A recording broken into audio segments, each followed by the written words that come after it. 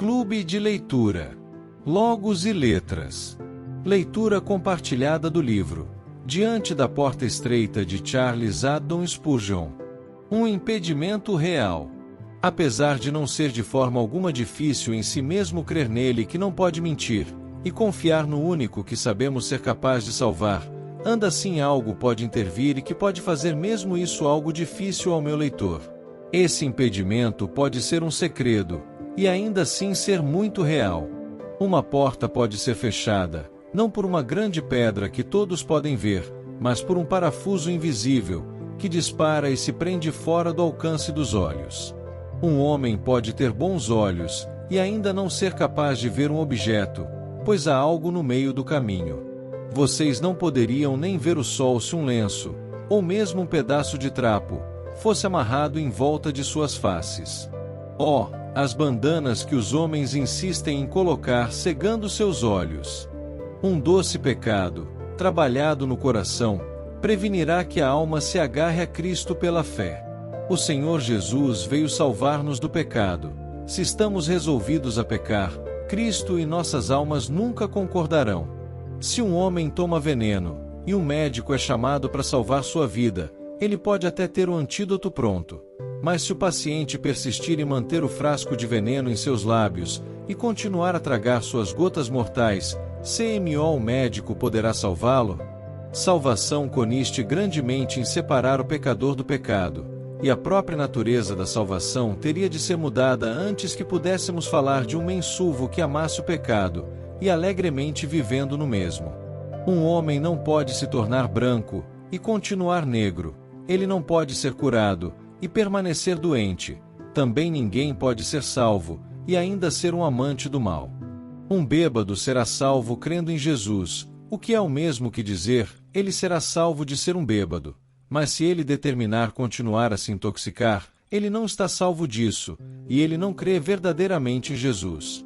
Um mentiroso pode pela fé ser salvo da falsidade, mas então ele deixa para trás a mentira, e cuidadosamente fala a verdade.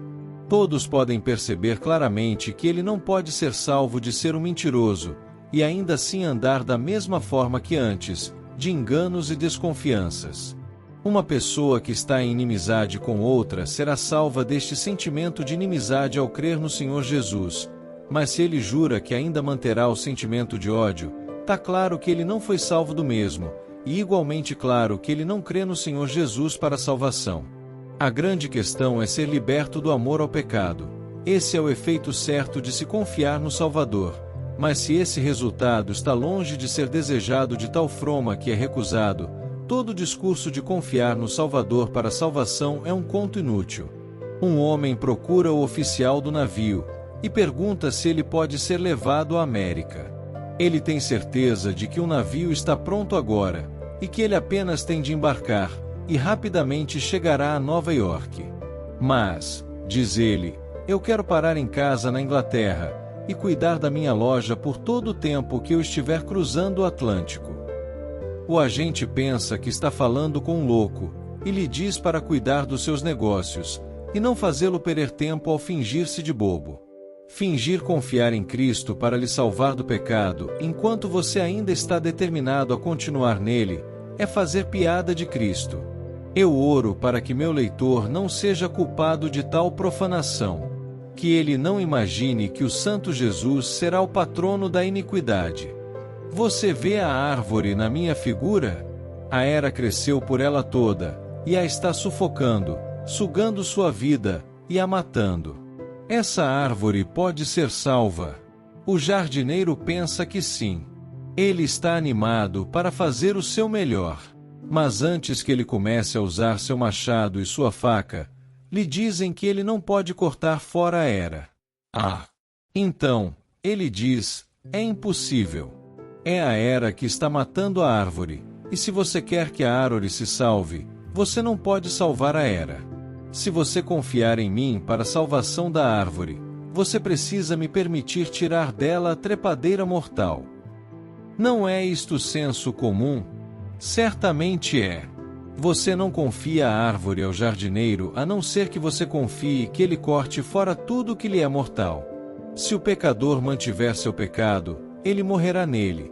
Se ele está desejoso de ser resgatado do seu pecado, o Senhor Jesus é capaz de fazê-lo, e o fará se ele colocar o seu caso diante dele. Qual, então, é o seu pecado querido?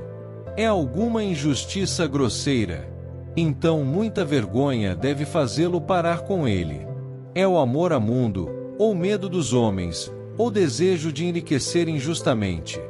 Certamente, nenhuma dessas coisas o livraria da inimizade entre você e Deus, nem de sua desaprovação. É um amor humano, que está comendo como um câncer o seu coração. Pode qualquer criatura se comparar ao Senhor Jesus? Não é idolatria permitir que qualquer coisa terrena se compare por um instante com o Senhor Deus? Bem, diz um, para que eu desista do pecado particular pelo qual eu estou cativado, seria para mim uma grande perda nos negócios, arruinaria minhas estimativas, e diminuiria minha utilidade de várias formas. Se é assim, você tem o seu caso identificado com as palavras do Senhor Jesus, que lhe convida a lançar fora o olho, e cortar fora a mão ou pé, e lançá-lo de ti, ao invés de seres todo lançado no inferno. É melhor entrar na vida com um olho, com os piores resultados, que manter todas as suas esperanças, e ficar fora de Cristo. Melhor ser um crente coxo do que um pecador pulando. Melhor estar nos piores estados da vida no exército de Cristo que liderar o grupo e ser o grande oficial sob o comando de Satanás. Se você ganhar a Cristo, não terá grande importância o que você perder. Não há dúvida que muitos tiveram de sofrer o que os deixou mancos e coxos nesta vida, mas se eles entraram assim na vida eterna, eles foram grandes ganhadores. Chegamos a isto, meu amigo, assim como foi com John Bunyan. Uma voz agora fala com você, que diz: manterás teu pecado e irás ao inferno, ou deixarás teu pecado e irás aos céus. Tal questão deve ser decidida antes de você esquecê-la. Em nome de Deus, eu lhe peço: o que há de ser, Cristo e a salvação, ou pecado favorito e condenação?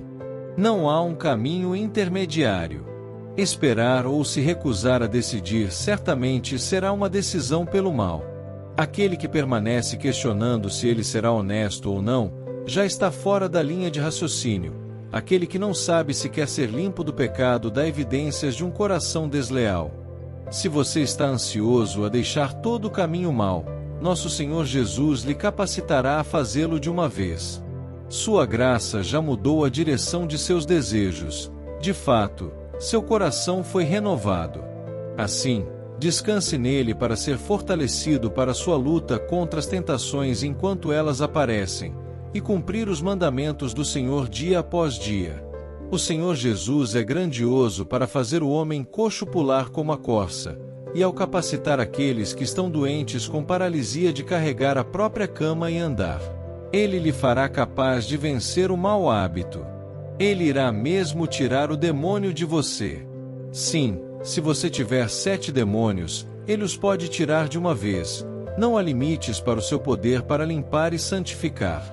Agora que você está ansioso para ser completo, a grande dificuldade foi removida. Aquele que já estabeleceu direito à sua vontade pode resolver todos os seus outros poderes, e fazê-los agir para o seu louvor. Você não teria desejado seriamente deixar todo o pecado se ele não tivesse secretamente inclinado você nesta direção. Se você agora confiar nele, ficará claro que ele começou uma boa obra em você, e temos certeza que a completará.